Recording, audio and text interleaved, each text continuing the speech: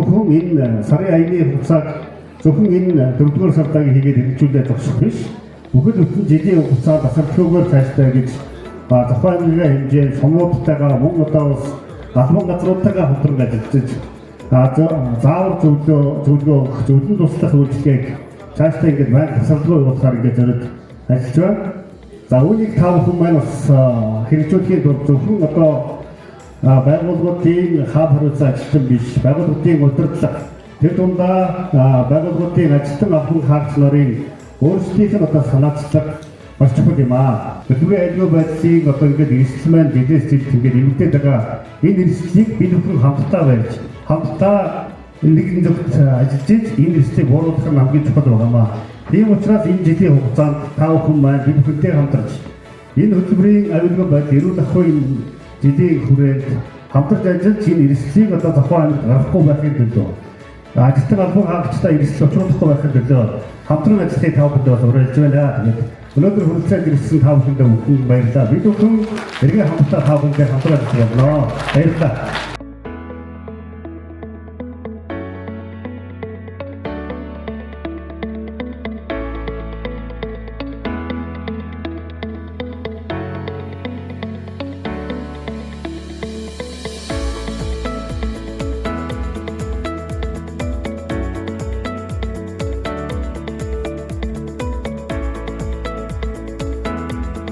Тэгэхээр олон улсын хөтөлбөрийн байгууллагаас бол жил бүрийн 4 сарын 28-ны өдрийг хөтөлбөрийн ажлын байрны хөтөлбөрийн аюулгүй байдал эрүүл ахуй өдөр болгон одоо дэлхийн нийтээр тэмдэглэж байхаар одоо шийдвэрлсэн байдаг.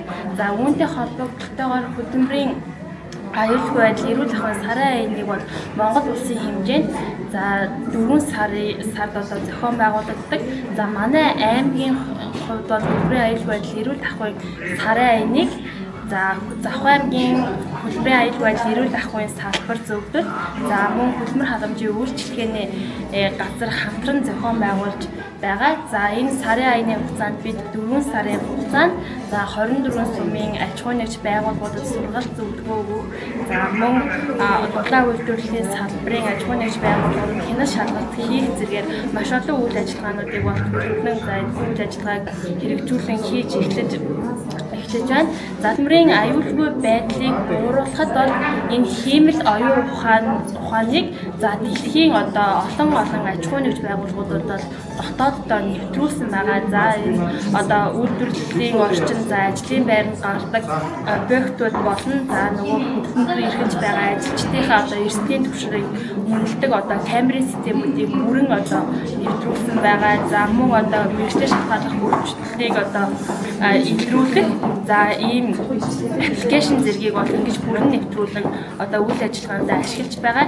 За энэ хиймэл оюун ухааныг бол аж ахуй нэгж байгууллагууд нэвтрүүлж чадсанаар за хөтөлбөрийн аюулгүй байдлыг бол 100% эрсдлийг нь бууруулах бол ийм давуу талтай байна.